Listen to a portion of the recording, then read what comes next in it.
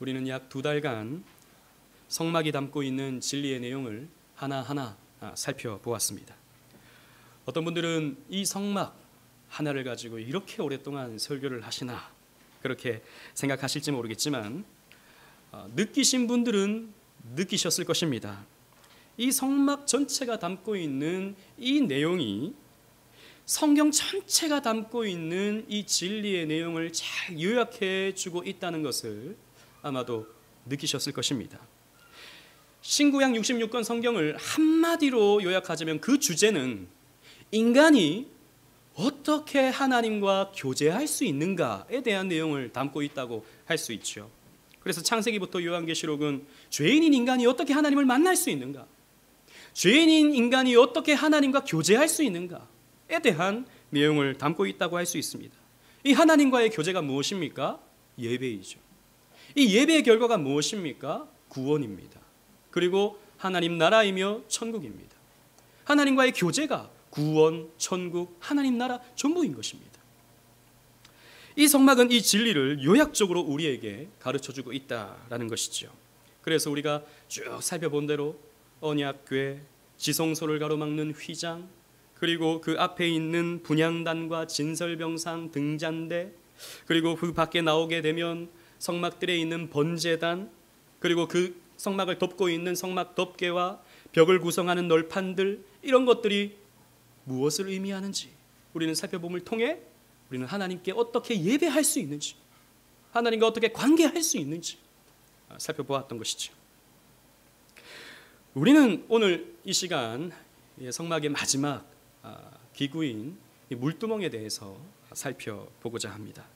여러분, 두멍이라는 말은 우리가 오늘날 잘 사용하지 않는 말이죠. 제가 그래서 국어 사전을 찾아보니까 이 두멍이라는 말은 물을 많이 담아 쓰고 있는 큰 가마나 독이라고 이렇게 설명하고 있습니다. 한마디로 말해서 물을 가득 담고 있는 큰 대야인 것이죠.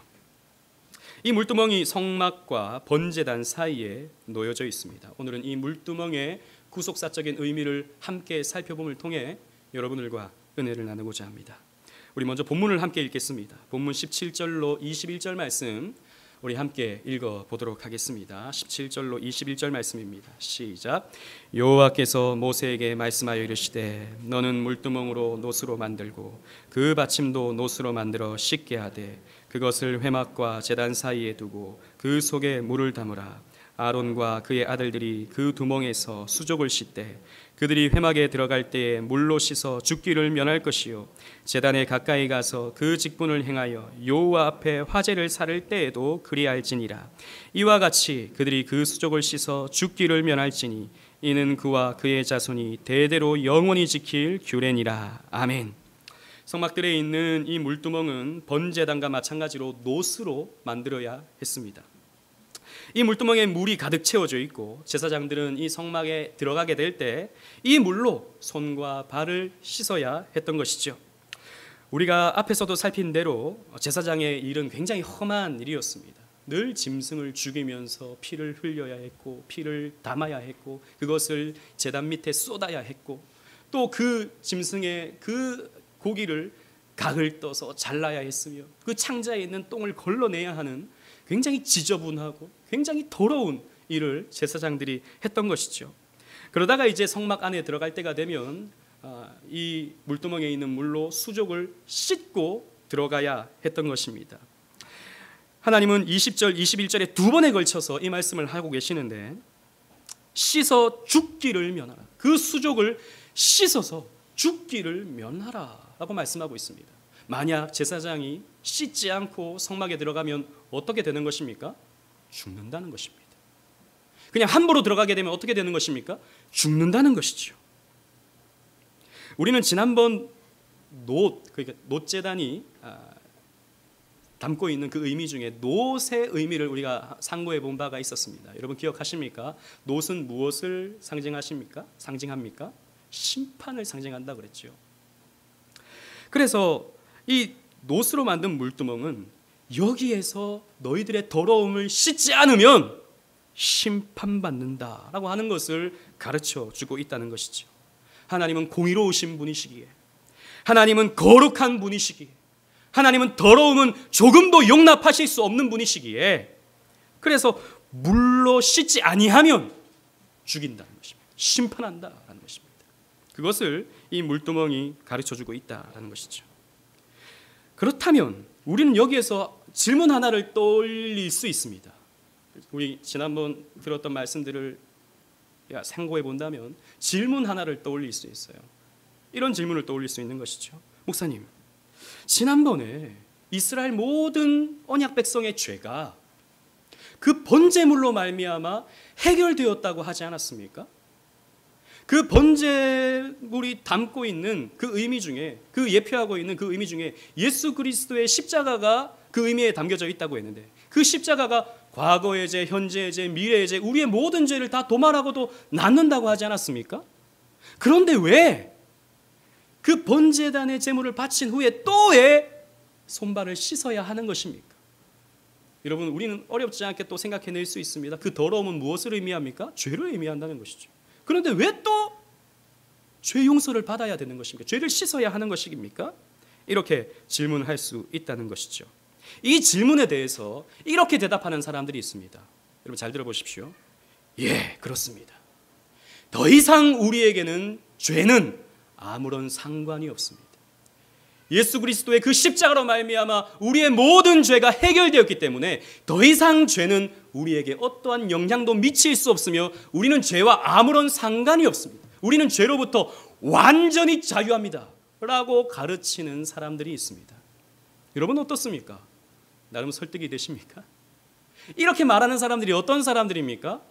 우리가 예전에 세월호 사태를 통해서 보게 되었던 구원파, 그 유병헌, 그리고 가끔씩 여기에서도 우리 88체육관 거기에서 사람들을 모아놓고 집회하는 박옥수, 기쁜 소식 선교회, 이런 구원파들이 이렇게 말하는 것이죠. 우리는 죄 사함과 거듭남의 비밀을 갖고 있기 때문에 예수님께서 다 해결해 주셨기 때문에 더 이상 우리는 아무런 죄와 상관이 없다. 그래서 우리는 죄인이 아니다, 의인이다, 이렇게 주장하는 사람들이 구원파 사람들이다라는 것이죠. 그런데 여러분, 과연 그렇습니까? 우리는요, 경험적으로 압니다. 실존적으로 알아요. 여전히 우리의 마음에 죄가 득실득실하다는 것을 알고 있습니다. 예수를 믿어 죄 용서가 되었다는 것을 우리는 알고 있습니다. 그러나 여전히 실존적으로 우리의 손에, 우리의 발에 더러움이 가득 묻어 있다는 것을 우리는 너무나도 잘 알고 있다는 것이죠. 그래서 우리의 마음을 곰곰이 살펴보면 여전히 하나님을 마음에 두기 싫어하고 불순종과 세상 즐거움과 허영과 이 자기 사랑에 빠져서 그냥 그렇게 죄를 짓고 있는, 의도치 않게 혹은 의도하면서 죄를 짓고 있는 우리의 모습을 발견할 수 있게 되는 거예요. 그래서 우리는 헷갈리죠, 자주. 제가 이렇게 물어본다면 여러분 의인이십니까? 죄인이십니까? 이렇게 물어본다면 의인입니다 라고 대답하는 사람이 있을 거예요. 그럼 죄 안 짓습니까? 이렇게 물어보면 갑자기 죄인 맞네요. 죄 용서 받았잖아요. 그럼 의인인가?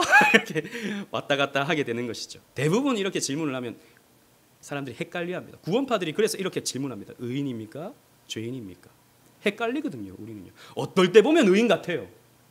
근데 어떨 때 보면 완전 죄인이에요. 헷갈리는 것이죠. 우리는 여기에서 중요한 성경의 가르침 두 가지를 생각해야 합니다. 뭐냐 하면 바로 칭의와 성화인 것이죠. 칭의라고 하는 것은 예수님께서 우리 대신 십자가에 달려 죽으심으로 말미암아 우리의 죄가 용서된 것입니다. 그래서 예수 그리스도의 그 의가 우리에게 전가된 것이죠. 그래서 칭의, 의롭다 칭함을 받게 된 것입니다. 우리는 의로운 존재라고 하나님께서 여겨주셔요. 이 칭의입니다.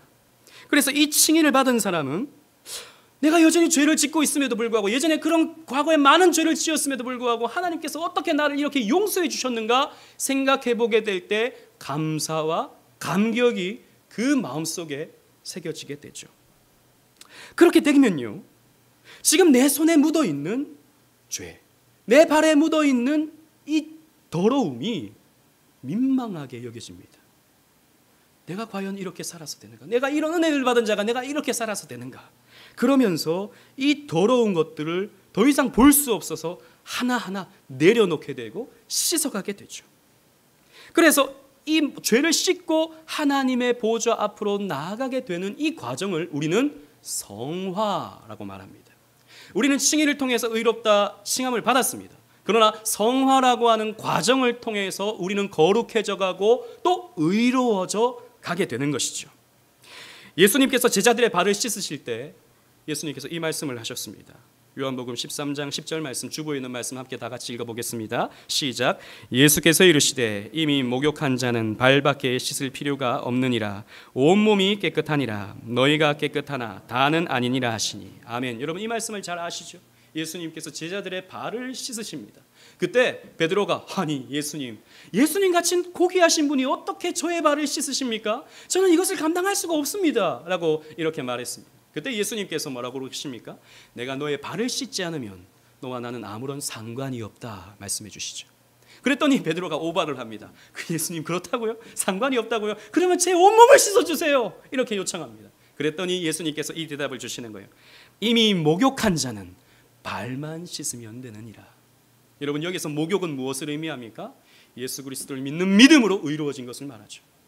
발을 씻는다는 것은 또 무엇을 의미합니까? 성화되어 매일매일 씻어야 된다는 것입니다. 이미 목욕을 했지만 발은 매일매일 자주자주 씻어야 된다라고 하는 것을 가르쳐 주는 것이죠. 성화를 의미하는 것입니다. 마찬가지로 우리는 예수 믿어 의로워졌습니다. 예수 믿어 모든 죄가 사하여졌습니다. 그러나 사실 우리가 본질적으로 의인이 된 건 아니에요. 여전히 우리는 죄를 가지고 있어요. 하나님께서 우리를 보실 때 예수 그리스도를 통과해서 보시기 때문에 의롭다 여겨주시는 것이지 우리는 실제로 죄를 가지고 있는 것입니다. 그러나 우리의 삶을 통해서 우리의 인생을 통해서 우리는 성화의 과정을 가져감을 통해서 우리의 구원이 완성되어지는 것입니다. 이미 우리는 구원을 받았습니다. 하지만 아직 완성되지 않았죠. 우리는 완성되어져 가는 과정 속에 있는 사람들인 것입니다. 그래서 칭의와 이 성화는요 항상 강조되어야 합니다. 성경을 보면 칭의에 대해서 강조하죠. 로마서 3장 24절 말씀에 그리스도 예수 안에 있는 속량으로 말미암아 하나님의 은혜로 값없이 의롭다 하심을 얻은 자 되었느니라. 너희들은 의롭다 하심을 얻었다. 그런데 어떻게? 값없이. 어떻게? 은혜로. 예수 그리스도의 그 속량으로 말미암아 여러분들의 모든 죄를 예수님께서 대신 지시고 십자가에서 도말해 주심으로 말미암아 너희들은 값없이 은혜로 의롭게 되었다. 칭의를 선언하고 있죠. 그러나 또 동시에 성경은 우리에게 성화를 말하고 있습니다. 빌립보서 2장 12절 말씀, 주보에 있는 말씀 함께 읽어보겠습니다. 시작. 그러므로 나의 사랑하는 자들아 너희가 나 있을 때뿐 아니라 더욱 지금 나 없을 때에도 항상 복종하여 두렵고 떨림으로 너희 구원을 이루라. 아멘. 여러분 이 말씀을 곰곰이 한번 보십시오. 사도 바울이 이 로마서에서는 아까 하나님께서 다 하신다라고 말씀하시는데 빌립보 교인들에게는 더욱 지금 나 없을 때에도 내가 너희들에게 편지를 하고 있는 이 순간에서도 복종하고 두렵고 떨림으로 너희의 구원을 이루라 라고 말씀하고 있어요. 하나님께서 다 하신다고 말씀하시면서 또 동시에 너희들이 두렵고 떨림으로 구원을 이루어 가라 라고 말씀하고 있다는 것이죠. 마치 우리의 몫인 것처럼 말입니다. 이것이 바로 성화를 가리키는 말씀인 것이죠. 여러분 그래서 칭의만 너무 강조하게 되면요, 칭의에 대한 것만 우리가 너무 많은 생각을 하게 되면요, 결국에는 우리가 구원파가 되는 것입니다. 혹은 방종주의에 빠지게 되는 거예요. 난 예수 믿었으니까, 나는 하나님을 믿으니까, 예수님께서 다 해결해 주셨으니까 나는 죄를 지어도 뭐 어차피 구원이야, 이렇게 생각하게 되는 것이죠. 방종에 빠지게 되는 것입니다. 또 반면에 성화만 지나치게 강조하면 어떻게 되는 것입니까? 우리가 이렇게 살아야 구원받고 이렇게 살아야 구원이 완성되고, 그렇게 되면요 율법주의에 빠집니다. 그래서 행위주의, 결국에는 알미니안주의에 빠지게 되는 것이죠. 따라서 우리가 추구하는 개혁주의 신앙이란 무엇입니까? 이 칭의와 성화를 함께 강조하는 것입니다. 동시에 강조하는 거예요. 여기서 균형을 잡는 것입니다. 칭의도 강조하지만 성화도 함께 강조해야 돼요. 성화를 강조하지만 칭의도 함께 강조해야 돼요. 항상 둘은 함께 가야 한다는 것이죠. 이 번제단이 칭의를 우리에게 가르쳐 준다면 이 물두멍은 우리에게 있어서 성화를 가르쳐 준다라는 것입니다. 그렇다면 우리는 어떻게 성화될 수 있는 것입니까? 물두멍이 가르쳐주는 성화의 방법은 매일 매번 더러움을 씻어내는 것입니다. 이것이 우리에게 있어서는 회개라고 말할 수 있는 것이죠. 제사장들이 매일 물두멍 앞에서 매번 손과 발을 씻듯이 성도는 매일 혹은 매번 회개를 해야 되는 것입니다. 이런 의미에서 마틴 루터는 95개조 반박문, 여러분 잘 아시죠? 종교개혁을 일으킬 때 그 비텐베르크 성박문 그 앞에 붙였던 그 95개조 반박문 제1번이 이것입니다. 주보를 한번 보십시오. 우리 주 예수 그리스도께서 회개하라고 하셨을 때 이는 믿는 자의 삶 전체가 회개하는 삶이어야 함을 말씀하신 것이다. 루터는요, 이 회개라고 하는 것이 고해 성사를 통해서 이루어진다고 봤습니다. 그리고 그 고해 성사를 통해서 얻게 되는 그 보속, 여러분 고해 성사라고 해서 그냥 신부에게 죄를 고백한다고 죄가 용서되는 게 아니에요. 가톨릭은 보속을 받습니다. 무슨 말이냐 하면 당신이 그런 죄를 지었습니까? 그러면 고해 신부가 당신은 그러면 주기도문을 100번 외우십시오. 혹은 성지순례를 한번 하십시오. 아니면 얼마만큼의 헌금을 하십시오. 이렇게 보속을 명령합니다. 그 보속을 행해야 되는 거예요. 루터는 그 일에 있어서 누구보다도 열심히였죠. 그런데 그게 아니더라라는 것입니다. 그게 아니더라는 것입니다. 회개라고 하는 것은 그렇게 고해소를 가서 보속 행위를 함을 통해서 이루어지는 것이 아니라 신자의 삶 전체가 회개다. 성경을 보니 그렇더라라는 것이죠. 여러분, 그렇기 때문에 우리 신자는요, 삶 전체가 회개의 삶이어야 한다라는 것입니다. 여러분, 재미있는 것은 이 물두멍은 무엇으로 만드냐면 아까 노수로 만든다 그랬죠. 그런데 나중에 출애굽기 38장 8절에 보면요, 이 여인들의 거울로 만드는 것을 볼 수 있습니다. 우리 주보에 있는 말씀 함께 읽어볼게요. 출애굽기 38장 8절 말씀입니다. 시작. 그가 노수로 물두멍을 만들고 그 받침도 노수로 하였으니 곧 회막문에서 수종드는 여인들의 거울로 만들었더라. 아멘. 옛날에는 뭐 유리거울이 없으니까 이 노수로 만들어서 열심히 닦아서 반짝반짝하게 만들어서 그것으로 이제 거울로 삼았던 것 같아요. 근데 그 거울로 만들었다라는 것이죠. 여러분, 거울이라고 하는 것은 자기를 살피는 용도죠. 자기를 바라보는, 자기의 상태가 어떤지 살피는 도구입니다. 여러분, 그래서 물두멍이라고 하는 것은 우리에게 있어서 자기를 살핌으로 이 효과가 나타나는 거예요. 여러분, 우리는 자신을 바라볼 수 있어야 됩니다. 자기를 솔직하게 바라볼 수 있어야 돼요. 요즘에 그 사진 찍는 어플들 많이 있잖아요. 스마트폰이 워낙 좋아서 실물보다 스마트폰이 훨씬 더 이쁘게, 훨씬 더 잘생기게 이렇게 나와요. 피부도 훨씬 뽀사시하게 이렇게 나오고요. 최근에 뭐 이런 그 어플들을 보면 눈도 키워줘요. 눈도 이렇게 크게 만들어지고요. 이 볼살도 깎아주고요. 완전히 새로운 사람으로 바꿔줍니다. 그러니까 요즘 사람들이 이 어플로 자기를 보기를 좋아해요. 이 스마트폰으로. 그냥 거울로 보면 왠지 좀 마음이 무거워지고 참 마음이 답답해지고. 그런데 이 어플로 보면 야, 만족한다 이거죠. 예, 그래서 이런 스마트폰으로 사진 찍어서 요즘 사진 올리는 그런 뭐 페이스북이라든지 이런 게 많잖아요. 그런 걸 보면 그 실물하고 그 올라간 사진하고 너무 달라요. 그렇다는 것이죠. 근데 여러분, 우리는요, 솔직하게 자기를 볼 수 있어야 됩니다. 진실 앞에 자기를 세워서 자기를 볼 수 있어야 됩니다. 자기에게 얼마나 흠과 티가 많은지, 얼마나 우리의 내면에 불순종과 탐욕과 세상 자랑과 자기 자랑으로 득실득실한지 우리는 솔직하게 자기를 볼 수 있어야 된다는 것이죠. 오늘날의 비극이 무엇입니까? 오늘날은요, 자신의 영혼을 솔직하게 보지를 않는다는 것입니다. 온갖 심리학과 온갖 세상 문화와 온갖 세상의 가치관들이 솔직하게 우리의 영혼을 들여다보게 만드는데 가로막고 있죠. 아니야, 너 그렇게 나쁜 사람 아니야. 아, 다른 사람 다 그래, 다 그렇게 살지 뭐. 이런 식으로 우리는 자기 자신을 합리화시키는데 너무나도 익숙한 이 시대를 살아가고 있어요. 또 너무 바빠요. 아니, 솔직하게 말해서 너무 즐길 게 많습니다. 그래서 우리는 우리의 영혼을 들여다볼 시간이 없어요. 기회가 없어요. 간과해 버립니다. 그러면서 우리의 영혼에 얼마나 때가 묻었는지 우리는 살피지 않음을 통해서 회개하지 않게 되죠. 우리의 외모를 가꾸는 일에는 너무나도 오랜 시간을 투자하고 너무나도 열심이지만 우리의 영혼을 돌아보는 일에는 우리는 너무나도 간과해 버립니다. 그러나 성도는 자기의 영혼을 살필 수 있어야 되죠. 내가 건강한지. 여러분, 요즘에 우리 코로나 사태를 통해서 우리가 얼마만큼 위생에 신경을 씁니까? 왔다 갔다 할 때마다 손을 씻고 손 소독을 하고 마스크를 끼고 열심히 우리는 위생에 열심히 씁니다. 그러나 우리의 영혼에는 얼마만큼 그렇게 신경을 쓰고 있습니까? 영혼은 얼마만큼 내 상태가 어떤지 살피고 있습니까? 회개해야 한다는 것이죠. 그럼 우리는 어떻게 회개해야 합니까? 죄를 지을 때마다 회개해야 되는 것입니까? 죄를 지을 때마다 뒤돌아서서 하나님 용서해 주세요라고 고백해야 회개가 되는 것입니까? 저는 예전에 이제 어렸을 때 회개하지 않으면 하나님이 용서 안 해주신다. 그래서 열심히 회개는 해야겠는데 내가 무슨 죄를 지었는지 기억이 안 나요. 그런 때 있지 않습니까?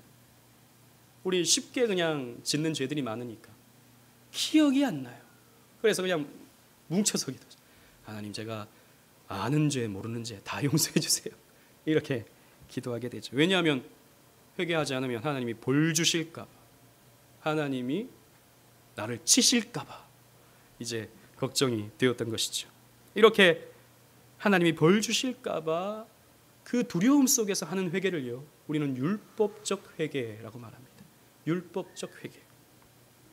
루터가 그랬죠. 루터는 이 칭의를 깨닫기 전에 이런 율법적 회개에 익숙했던 사람입니다. 누구보다도 고해소에서 오랫동안 고해성사를 했던 사람이 이 루터였어요.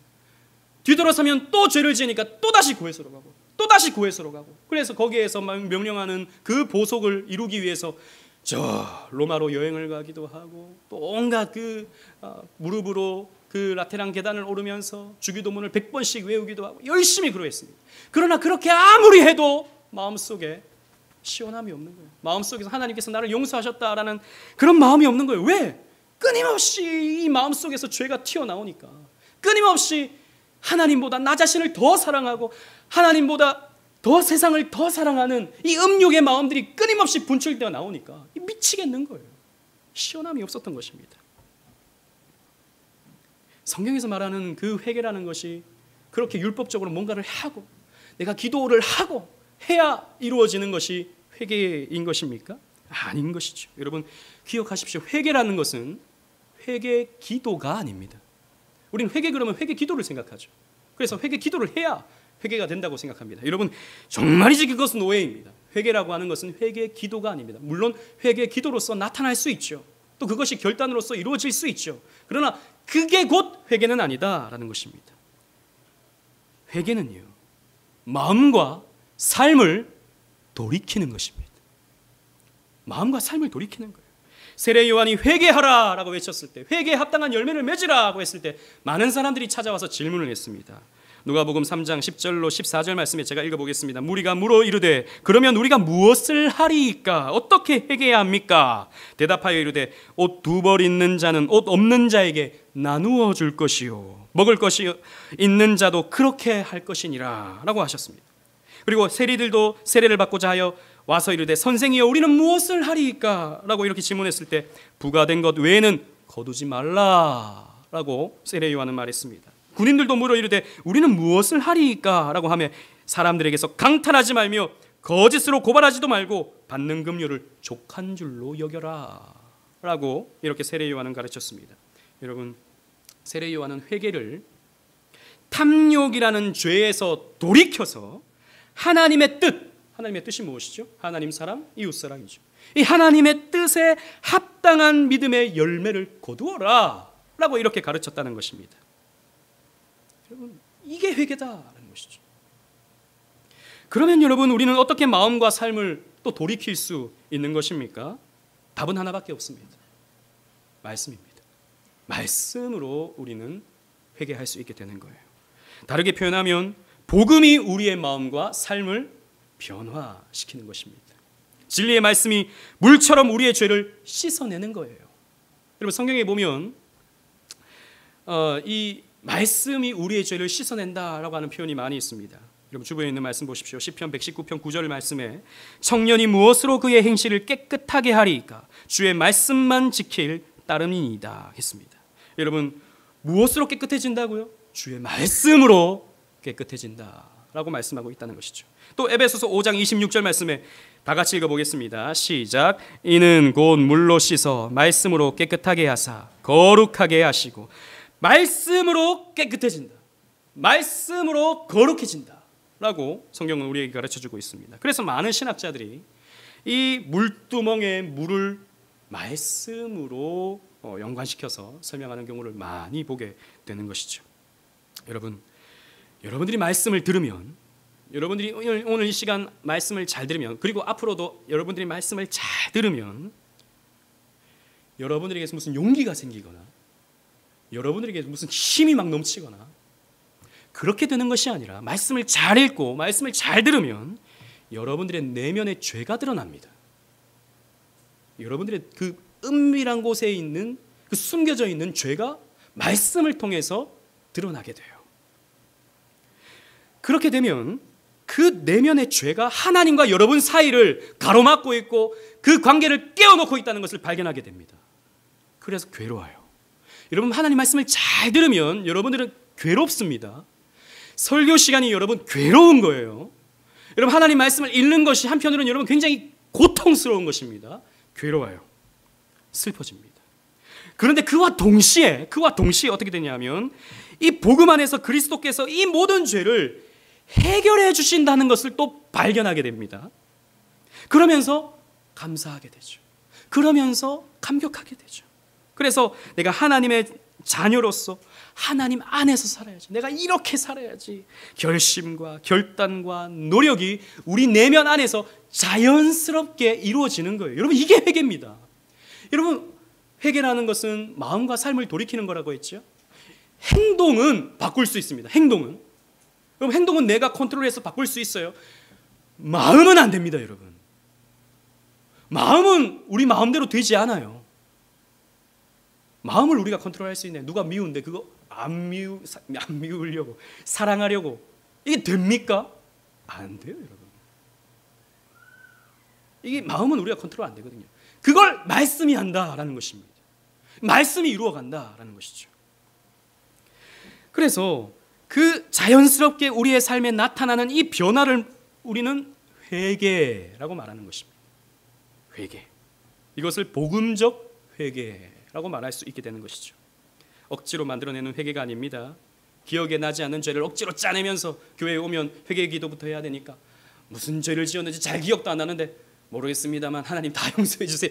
이게 회개가 아니라 말씀으로 내 삶이 변화되어지는 것, 그것이 회개다라는 것이죠. 하나님은 이 복음적 회개를 여러분들에게 요청하십니다. 하나님께서 말씀하십니다. 하나님이 말씀하시면 되는 거예요, 여러분. 그래서 여러분 우리가 할 수 있는 건 뭐냐면 우리의 영혼을 말씀 앞에 세워가는 것입니다. 말씀 앞에 세워서 그 말씀이 비추는 내 안에 있는 죄를 솔직하게 직시하는 거예요. 매일매일 그렇게 해야 되는 것입니다. 또 그와 동시에 그 죄를 도말하시는 십자가에 달리신 예수 그리스도를 우리는 바라봐야 되는 것입니다. 그리고 그 찢어진 육체, 그 찢어진 휘장 사이로 들어가서 하나님과의 교제를 누리는 게 회개인 것이죠. 이사야 55장 7절 말씀은 우리에게 이렇게 명령하고 있습니다. 주보에 있는 말씀 함께 다 같이 읽어보겠습니다. 시작. 악인은 그의 길을, 불의한 자는 그의 생각을 버리고 여호와께로 돌아오라. 그리하면 그가 긍휼히 여기시리라. 우리 하나님께로 돌아오라. 그가 너그럽게 용서하시리라. 돌아오라. 돌아오라. 방향을 바꿔라. 우리에게 말씀하고 있다는 것이죠. 그래서 우리는 이 물, 영혼의 생수인 이 말씀 앞에 매일매일 우리를 세워가야 되는 것입니다. 매일매일 우리의 죄 문제와 싸워야 되는 것이에요. 매일매일 십자가 앞에 서야 되는 것입니다. 매일매일 세상으로부터 내 자신을 바꾸어서 말씀 앞으로 하나님께로 나아가고자 애써야 되는 것이지요. 그때 우리의 마음속에 평안이 찾아오는 거예요. 그때 우리의 마음속에 자유가 찾아오는 것입니다. 이 매일의 회개의 삶을 살아가는 것이 바로 신앙 생활인 것입니다. 여러분, 매주마다 교회에 온다고 해서 여러분들이 변화되지 않습니다. 여러분, 매주마다 우리가 성경 공부한다고 여러분들이 변화되지 않아요. 많은 개혁주의 교회에서 성경 공부를 열심히 하고 교리를 배우고 신학을 배우고 역사 신학을 배우고 때로는 헬라어, 히브리어까지 배우지만 그게 우리를 변화시켜 주지 않습니다. 그 말씀이 나의 죄를 들추어내서 그 죄를 내가 씻어내는 이 과정을 거치지 않는다면 우리는 결코 변화되지 않아요. 마틴 로이드 존스 목사님은 회개라는 책에서, 제가 이 책을 대학생 때 처음 읽었는데 로이드 존스 목사님 책 중에 제일 얇은 게 회개더라고요. 그래서 그 책을 사서 대학생 때 읽어봤습니다. 이 책에 이렇게 기록되어 있습니다. 저는 이 글귀를 보고 굉장히 충격을 받았습니다. 왜냐하면 한 번도 저는 이렇게 생각을 해본 적이 없었거든요. 이런 말씀을 들어본 적도 없었거든요. 잘 들어보십시오. 회개하지 않는 사람이 그리스도인이 된 적은 없습니다. 당신의 삶에 회개의 특징이 나타나지 않는다면 그리스도인이라는 이름표를 떼어버리는 것이 낫습니다. 무서운 말이죠. 무서운 말입니다. 여러분들의 삶에 회개의 삶이 나타나지 않는다면 여러분들은 그리스도인이 아니다, 이 말이죠. 여러분들에게 묻겠습니다. 여러분들은 최근 언제 회개해 본 적이 있으십니까? 여러분들은 하나님 앞에서 내 손에, 내 발에 이 거짓과 탐욕과 불순종과 타협이 이렇게 가득하구나, 언제 탄식해 본 적이 있으십니까? 내가 예수를 이렇게 믿는데 이렇게 믿어도 되는가? 내가 십수년 예수를 믿으면서, 수년간 예수를 믿으면서 내 삶에는 왜 이런 변화가 나타나지 않는가? 나는 여전히 왜 이 모양 이 꼴인가? 가슴을 치면서 여러분들은 언제 회개해 본 적이 있으십니까? 오늘날의 비극은 이 첫 번째 단계조차도 우리의 삶에 나타나지 않는 거예요. 이 첫 번째 단계도 부담스러워서, 이 첫 번째 단계도 너무 바쁘다는 핑계로 우리를 거치지 않는 거예요. 그러니 우리의 삶에 어떻게 은혜가 찾아옵니까? 그러니 우리의 삶에 어떻게 감격이 찾아옵니까? 없죠. 그러니까 그냥 주일 예배에 참석한 것으로 만족하는 거예요. 아, 그래도 나는 교회 다니고 있으니까 구원은 받겠지. 아니요, 성경은 그렇게 말하고 있지 않습니다. 아, 나는 그래도 이 정도 교리적 지식을 갖고 있으니까 문제 없겠지. 아니요, 성경은 그렇게 말하고 있지 않습니다. 사랑하는 오직은혜교회 성도 여러분, 예전에 고신의 박영돈 목사님께서, 교수님께서 이런 설교를 하신 적이 있었습니다. 제가 이 글귀가 굉장히, 그 메시지가 굉장히 머릿속에 잘 남았어요. 뭐냐 하면, 한국교회의 신앙은 구원파적 신앙이다. 한국의 대부분 교회들은 구원파를 이단이라고 말하면서 대부분 구원파적인 신앙을 가지고 있다. 뭐죠? 오직 믿음. 오직 믿음을 내가 갖고 있기 때문에, 오직 믿음으로 구원받기 때문에 나는 연약해도 부족해도 구원은 받겠지라고 다들 생각하고 있다는 것이죠. 위험한 생각이다. 잘못된 생각이다. 아까도 말씀드렸죠. 칭의만을 우리는 너무나도 크게 부각시켜서 사람들에게 가르치는 거예요. 예수 믿으니까 당신은 구원이에요. 구원 확신 가지세요. 흔들리지 마세요. 두려워하지 마세요. 이미 구원받았습니다. 자꾸 그렇게 사람들을 세뇌시키는 것입니다. 왜?